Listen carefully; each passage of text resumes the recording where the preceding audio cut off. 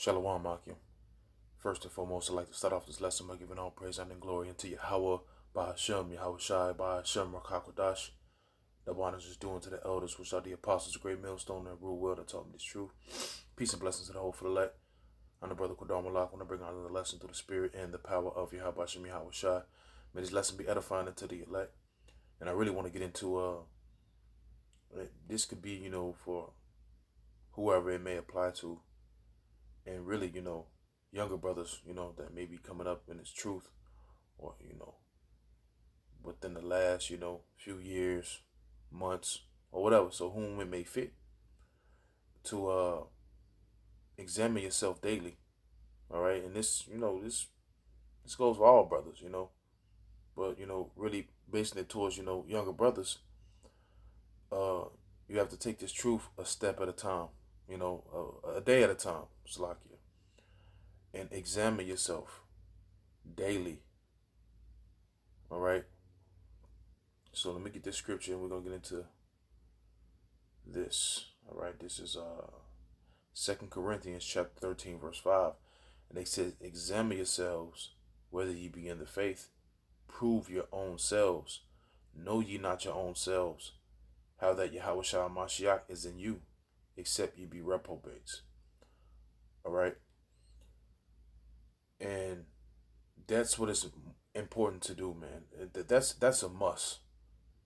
All right. You have to examine yourself in this truth every day, daily, man.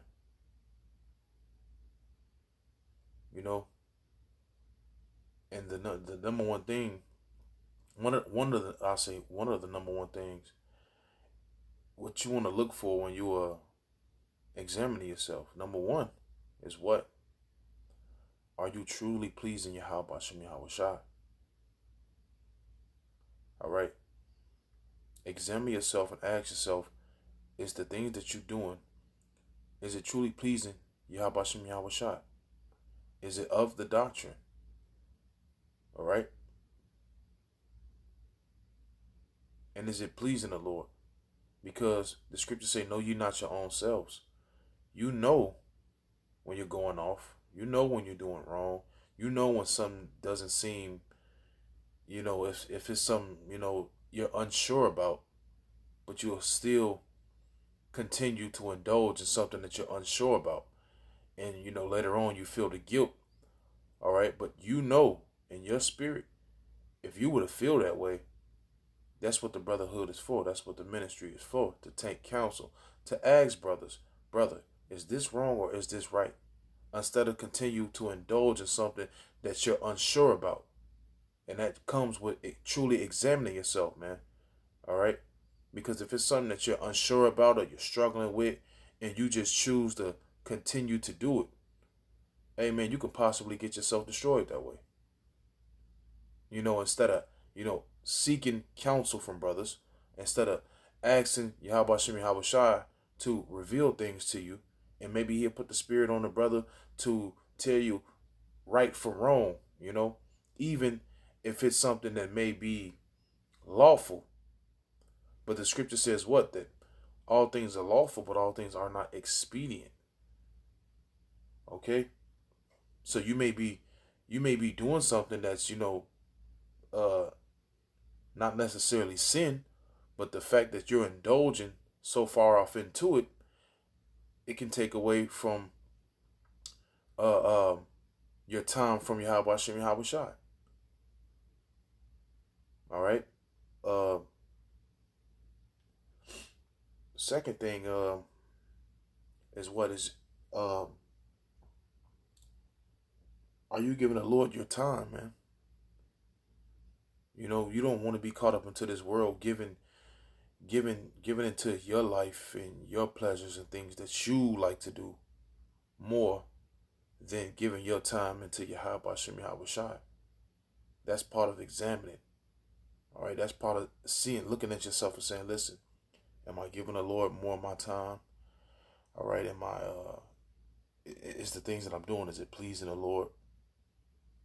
This all comes with, examining, looking at yourself in the mirror. All right. Knowing your character. All right. Actually, I got a scripture.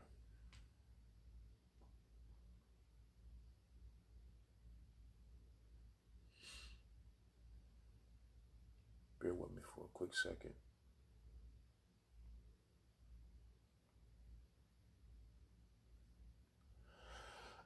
This is 2 Timothy chapter 2, verse 4. And it says, no man that warreth entangle himself with the affairs of this life. Now, this is a spiritual warfare. All right, we're going to war spiritually through the spirit and power of Yahweh Shem Yahweh Shah with the knowledge, wisdom, and understanding. We're fighting against principalities. All right, we're fighting against demons. All right, and ultimately, you're fighting against yourself. You're fighting against that old man. As the scriptures say, put off that old man. That old man that you put off, oh yeah, he likes to creep up on you. You know, when things happen, things may go left. You may get into a relationship with a woman, and who knows, your old man actions can creep up. All right, you might get to a physical altercation, or I'm not even going to say physical altercation. You might, get into a verbal altercation with someone, and that old man be wanting to do some shit that you would have did back in the world. But you have to apply the wisdom. You have to apply, what Yahweh Shem Yahweh Shai gave you and be a new man and know how to use that wisdom and not go about things that the way the old man would have been. All right, but the point is that's what you're fighting against. So it's a spiritual warfare. We have to fight against the flesh. We have to fight against the old man. We have to fight against this kingdom spiritually. All right, with these words, Yahweh Shem Yahweh Shai, and apply wisdom as we doing it. So it says what? 1 Timothy 2 and 4. No man entangle himself with the affairs of this life. All right. So when you're warned, you don't entangle yourself with the affairs of your life. All right. We're in a war. So we can't get caught up into our family. We can't get caught up into pleasing a woman. We can't get caught into, pleasing children and immediate family members. That's not what we're here for. The Lord chose us out of this world, all right, to condemn the wicked. All right, to condemn, to teach the elect. All right, to give judgment to these heathens. That's what our life is about. That's what we are created to do. All right. Now, are you gonna have time? All right. Well, when you're with your family, yeah, you're gonna have time when you're going out with your children, maybe, yeah. All right, but that's nothing you want to be caught up into, man. All right, that's not mandatory. You know what's mandatory? Doing this work is what's mandatory. Putting out these shows, all right, to feed the Lord's elect. That's what's mandatory. Going to the highways and hedges every week. All right, Lord willing. That's what's mandatory. All right, so we can't get caught up into our own lives, man. It says that he may please him who hath chosen him to be a good soldier. You hear that? Please him. Who's have chosen you? They, Yahweh Shem Yahweh Shah, have chosen you out of this world to be a soldier for him, that you may please him. So we're aiming to please Yahweh Shem Yahweh Shah. We're not aiming to please these people. We're not aiming to please our woman. We're not aiming to please our children. All right?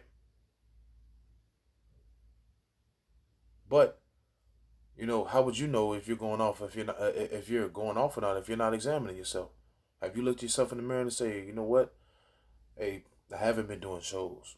I haven't been doing as many shows, or I think I may have been caught up into with my family more than I've been giving the ministry and the brotherhood and the Lord. All right. If you're not examining yourself, man, hey, and then another thing, the moment a brother may see that from far off and comes at you about it and tell you, listen, brother, you've been caught up into bullshit. You should be caught up more into the word. That's mercy. The fact that a brother may see that and rebuke you about it and can tell you about it, because here it is, you haven't been making the time to even examine your own self, or maybe you have, to some extent been trying to examine, but not all the way. Maybe maybe it came across your mind, but you haven't been applying it. But the fact that a brother tell you about it, may rebuke you, however it may seem, however the Lord may seem fit for that brother to come at you that type of way, whether he cuss you out or whether he just put you on point about it, shows mercy, man. When you hear that, you take heed to that. You change from that, you know? Because it's all of Yahweh Hashem Yahweh Shah putting you back where you need to be. The scriptures say iron sharpeth iron. So let's just get it, man. I don't want to quote all these scriptures. All right. Actually, before we get that, let's see. Yeah, let's just get that.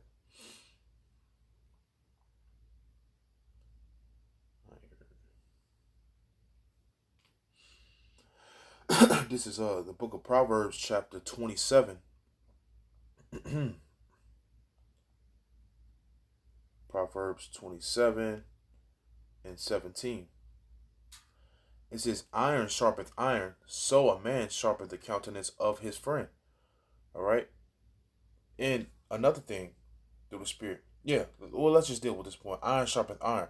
So do a man sharpen the countenance of his friend. So when you see a brother lacking in something, you sharpen him. Hey, brother, you've been giving too much time to your woman, man, or your family. You need to put more time into this truth. That's how you sharpen a brother. You strengthen your brother, man. All right? You younger brothers coming up, man, it's not all about you, bro. It's about that man to the left of you and to the right of you in this truth. Because though that they can possibly be the elect, they can possibly be, true men of the Lord, man. And if you have, the faith, all right, you will believe that, all right, these men around you, they are men of the Lord. All right, and you will treat them as such. All right. And we all are fighting a battle. You know?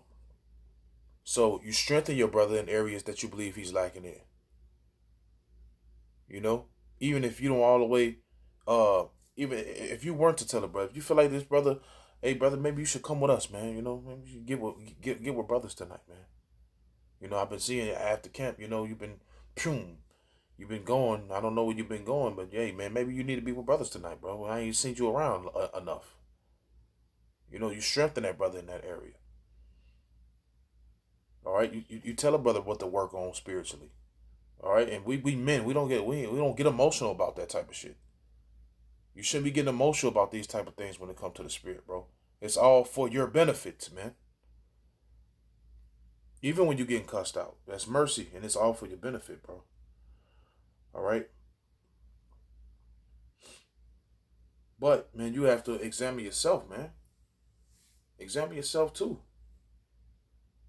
All right. Hey, brother shouldn't be on and on having to cuss you out. Brother shouldn't be on and on. Hey, brother, you have to do this and do that, man.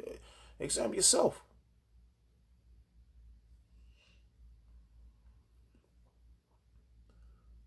Let's see. Let me go back a little bit.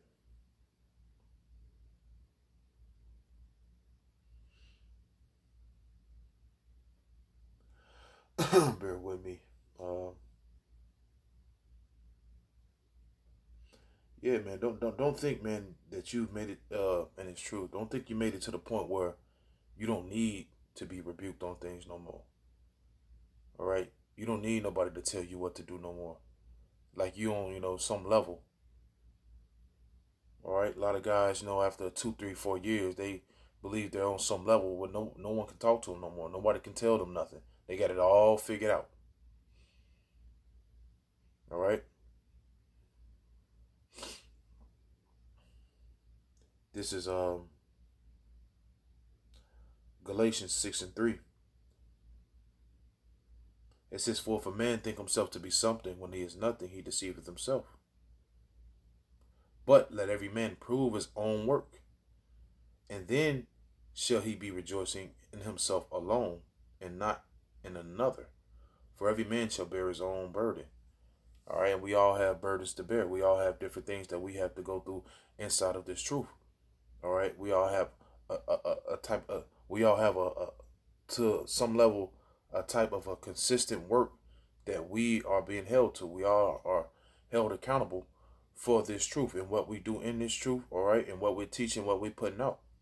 All right, so it's important to know the doctrine, understand the doctrine, and don't say nothing off. It's important to, you know, what's the word I'm looking for? Well, for lack of a better term, uh, be an example. All right, being a physical example on how you hold yourself in this walk. All right, for brothers that are around you, or even for younger brothers that's coming up, man. All right. So it says what? So don't think that you on some level where can nobody rebuke you no more. Nobody is above rebuke, and nobody is above correction. All right.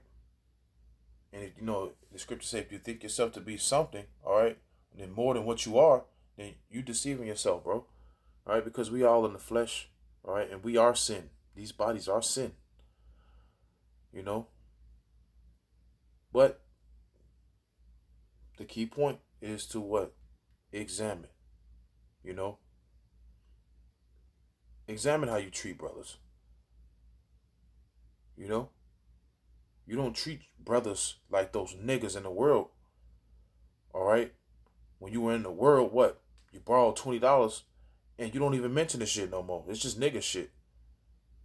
When you in the world, you ask a brother, hey, can I see your you ask when you in the world, you ask for a vacuum or a fan, or can I borrow your TV? You just say, you know what, I'm gonna keep it. That brother ain't here. He ain't saying nothing. I ain't saying nothing. That's nigga shit. All right, and the Lord know every way. All right, the Lord know what he knows what you're gonna do before you even do it, man. So that's what you don't bring inside this truth. You don't bring usury upon brothers, man. Are you examining yourself on that? How did you treat this brother? All right, when you borrow money from this brother, did you pay this brother back? The Lord is gonna hold you to that, man. Actually, let's get that real quick, man. That's another thing. The way you treat brothers in this truth, man, you're gonna be held for it. So it's important to watch what you do.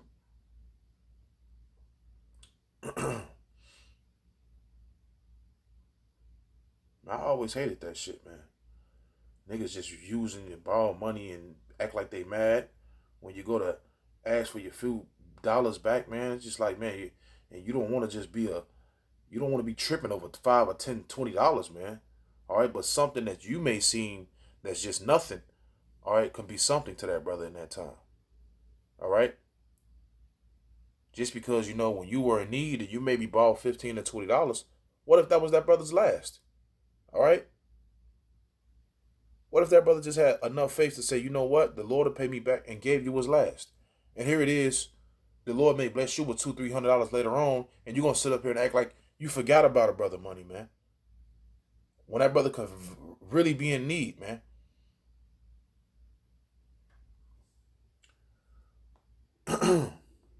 This is Deuteronomy 23:19. It says, "Thou shalt not lend usury upon usury to thy brother, usury of money, usury of victuals, usury of anything that is lent upon usury." So whatever it is, you don't use a brother, all right, for your advantage.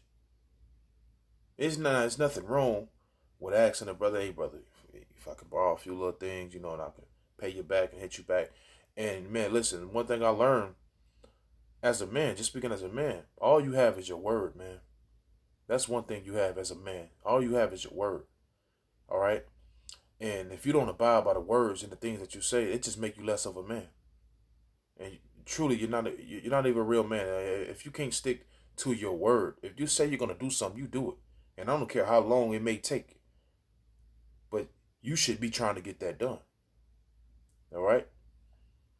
That's one thing,